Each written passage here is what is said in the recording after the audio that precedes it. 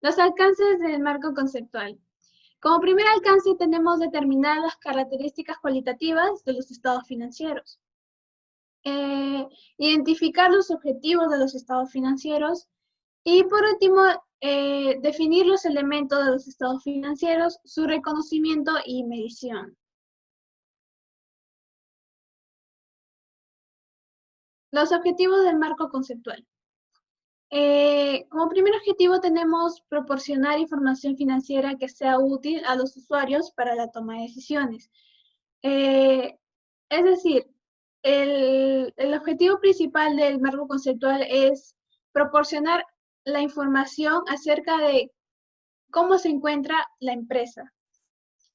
Es decir, conocer los resultados y cambios que haya tenido durante el periodo económico, para que así pueda ayudar a los usuarios a la buena toma de decisiones. Como también ayuda a los usuarios a la comprensión e interpretación de la información contenida en los estados financieros. Se recomienda que para una mejor comprensión, los usuarios tengan conocimiento de las políticas contables.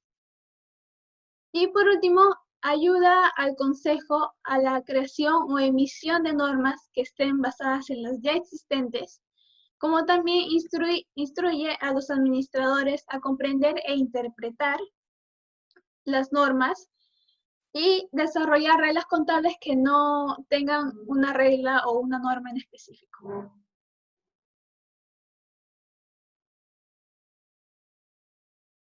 Las características cualitativas. Como se sabe, las características cualitativas son atributos que hacen que la información financiera que contengan los estados financieros sea de mucha utilidad para los usuarios internos y externos. Se clasifica en características cualitativas de mejora y características cualitativas fundamentales.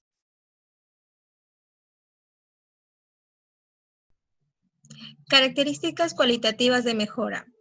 Comparabilidad. El marco conceptual señala que cuando la información de una entidad es comparable con la información similar a otras entidades y con la información similar de la misma entidad sobre periodos anteriores, se incrementa su utilidad para los usuarios de los estados financieros. Esto permite identificar similitudes y diferencias entre los periodos contables. Verificabilidad. La información es verificable cuando los usuarios de los estados financieros pueden llegar al mismo resultado al constatar los datos cualitativos y cuantitativos incluidos en estos, ¿no? Asegura también a los usuarios que la información representada fielmente de los hechos económicos incurridos, ¿no?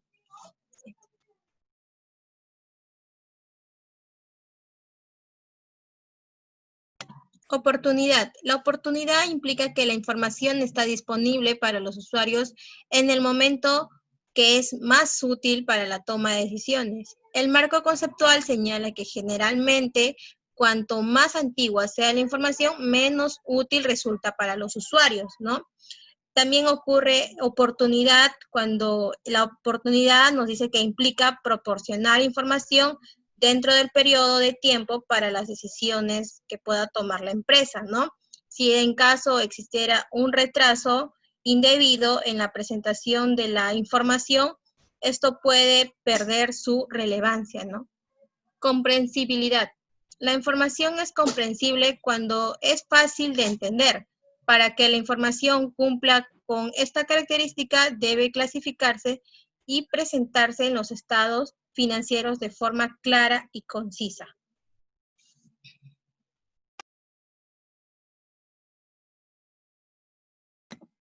Características cualitativas fundamentales. Representación fiel.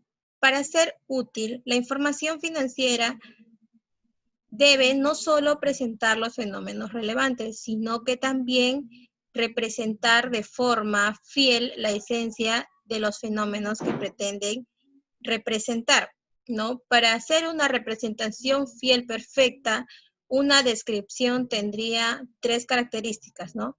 La información que nos brinda tendría que ser completa, tiene que ser neutral y a la vez libre de error.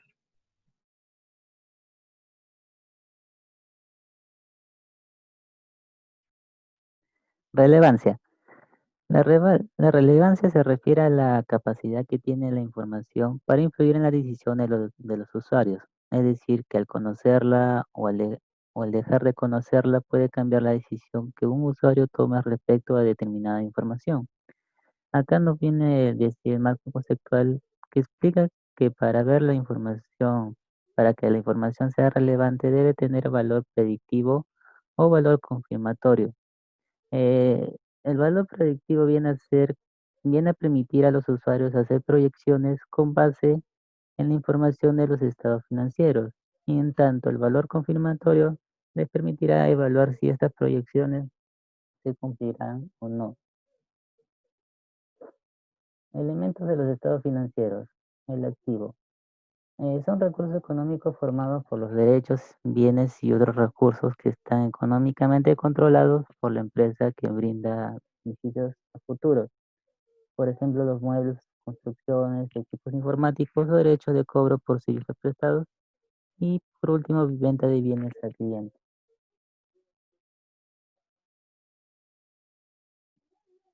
Pasivo. El pasivo, desde el punto de vista contable, representa las deudas y obligaciones que una empresa financia su actividad y le sirve para pagar sus activos. Como por ejemplo, la obligación de un préstamo con una entidad tercera.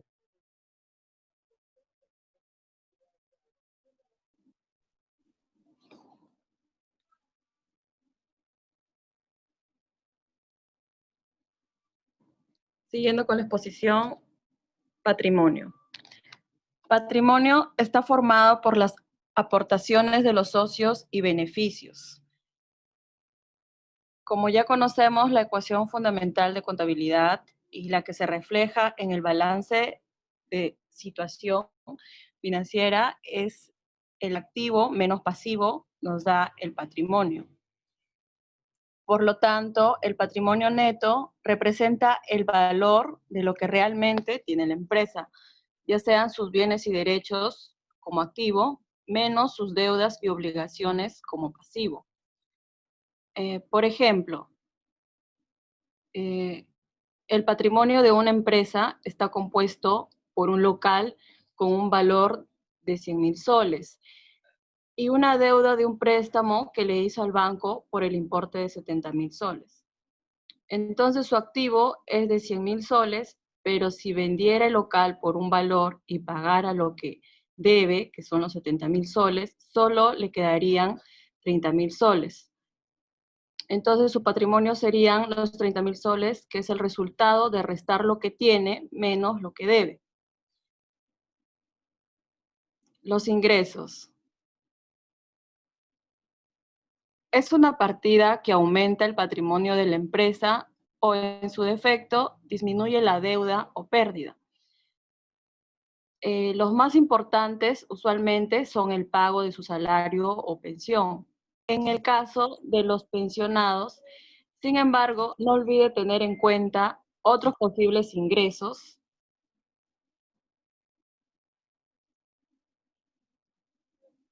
como por ejemplo los arriendos, intereses de inversiones, comisiones, bonos, entre otros. Los ingresos pueden ser de dos tipos. Tenemos los ingresos fijos, que son los dineros que se van a recibir periódicamente.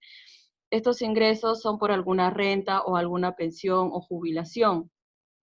Estos ingresos tampoco varían significativamente en el corto plazo y la fecha en la que perciben es fácilmente predecible.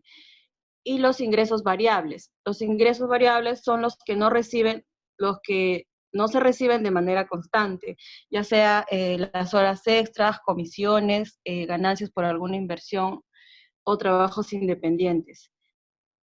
Gastos.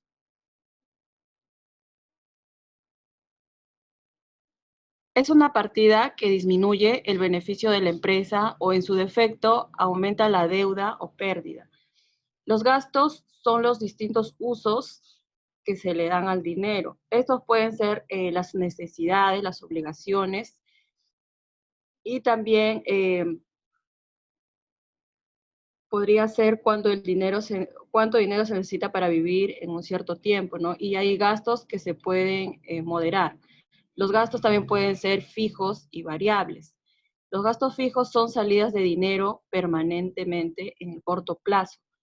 Son las que siempre hay que cumplir, ¿no? Como por ejemplo, pueden ser los arriendos, la cuota del crédito hipotecario, mensualidad de colegio, o algún otro pago para educación, impuestos, servicios públicos, entre otros. Y los gastos variables son las salidas de dinero que se representan y son difíciles de controlar, ¿no? Como ya sea, por ejemplo, emergencias de salud, entretenimiento, diversión, ¿no? Compra de regalos, etcétera, entre otros. En general, podemos decir que los ingresos que recibe una persona son estables, ¿no? Por ejemplo, un empleado que recibe cada 15 o cada 30 días un sueldo. Por el contrario, los gastos varían cada mes, lo que hace que a veces nos sobre dinero y en otros casos nos toque recurrir a nuestros ahorros o pedir dinero prestado para cubrir el faltante. Gracias.